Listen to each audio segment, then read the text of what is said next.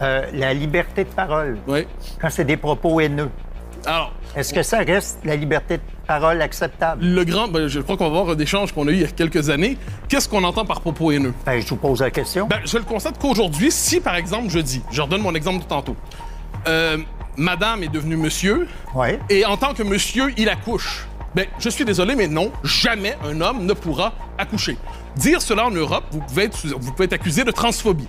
Si vous constatez, c'est un propos haineux, si vous constatez aujourd'hui qu'il y a une crise avec l'immigration massive qui fait en sorte qu'il n'y a pas la rencontre des cultures pour donner un choc des cultures, on peut vous accuser de racisme et de xénophobie. Donc le concept de propos haineux aujourd'hui sert dans les faits à criminaliser, à pénaliser toute remise en question d'une forme de, vous savez, le progressisme obligatoire, le politiquement correct. Ouais. Donc, évidemment, la haine, c'est mal pour tout le monde. C'est par exemple, si je vous disais, Guilla, que je vais vous lancer une hache au visage, vous diriez que c'est haineux, n'est-ce pas? J'ai l'impression. Oui. Il a déjà dit parce qu'il a déjà dit qu'il voulait me lancer une hache au visage. Donc ça, pour moi, c'est haineux, par exemple. Flashback. Tu voudrais devenir lanceur de hache à perpétuité? Non, quand même pas. Mais je me suis dit probablement que j'ai été un bûcheron dans une autre vie. Ah ouais? Je me verrais, moi, avec des bottes en loup marin, puis une chemise à carreaux, une grosse barbe épaisse, des poignets larges de même, Ouais. puis à jongler des cocottes de pain en faisant de la drave. C'est quelque chose, j'aurais, je sais pas, Mathieu Bock côté comme cible.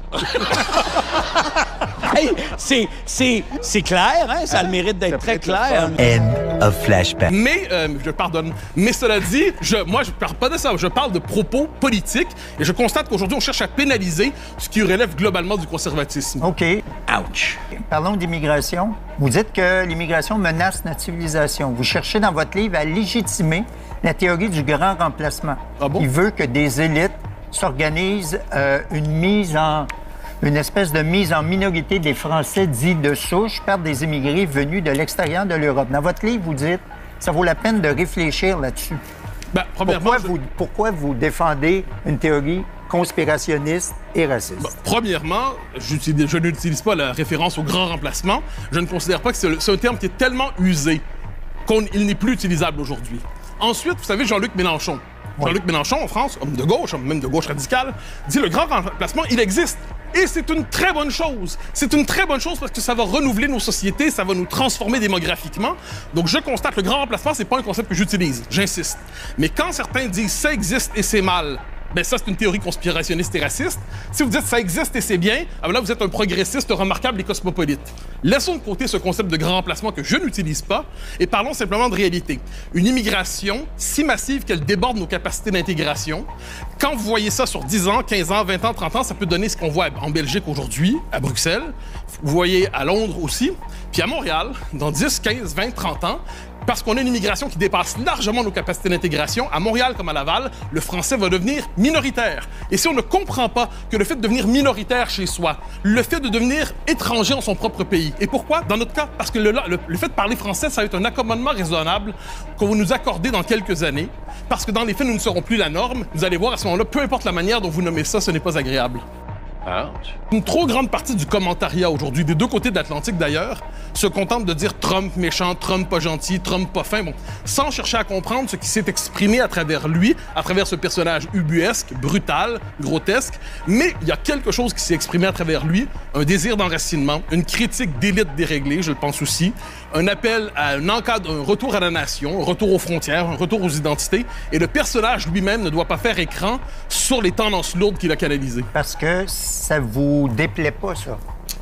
Le retour aux identités nationales, ça me déplaît pas. J'espère que non. Le retour à une certaine maîtrise des frontières, je pense que c'est une bonne chose. Le fait de déconstruire le politiquement correct, je pense que c'est une bonne chose de le déconstruire. Ensuite, je suis très heureux de voir qu'au Québec, on puisse le faire d'autres manières. OK. Ouch. On continue. Vous comparez l'Union européenne à l'Union soviétique. L'Union soviétique, c'est un regroupement d'États totalitaires, un régime répressif qui a fait des millions de morts. Quel rapprochement vous faites avec l'Union européenne, une fédération d'États jusqu'aux dernières nouvelles démocratiques? Alors, jusqu'aux dernières nouvelles démocratiques. On laisse de côté les millions de morts, évidemment. Je ne dis pas que l'Union européenne aujourd'hui, c'est l'URSS. Ça va de soi. Je dis que certains des travers les plus inquiétants qu'on a connus en URSS se reproduisent aujourd'hui. Tel que? Par exemple, la volonté d'assimiler tout désaccord avec l'époque à des propos haineux. Je vais vous donner un exemple, bien que ce pays ait quitté l'Union européenne récemment. En Grande-Bretagne, aujourd'hui, vous pouvez avoir la police qui cogne chez vous à 6 heures du matin parce qu'il y a 6 mois, 1 an, 2 ans, vous avez fait un tweet que les autorités officielles disent c'est un tweet haineux. Mais la police qui cogne chez vous à 6 heures du matin pour un propos qui choque les uns les autres, je trouve ça soviétique. Quand on voit, comme on le voit en France aujourd'hui, certains disent, bon, ils sont inquiets de l'arrivée des conservateurs, des populistes, des identitaires, appelez-les comme vous voulez au pouvoir.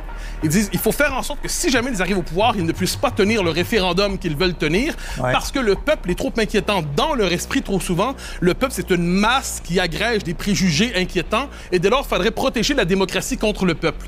Et ça, je pourrais multiplier les exemples, je pense que la méfiance envers le peuple, la méfiance envers la démocratie, la méfiance envers la liberté d'expression, tout ça au nom d'une conception, d'une forme de progrès P majuscule, dans les faits, ça nous conduit à une forme de nouvel autoritarisme qui ne dit pas son nom.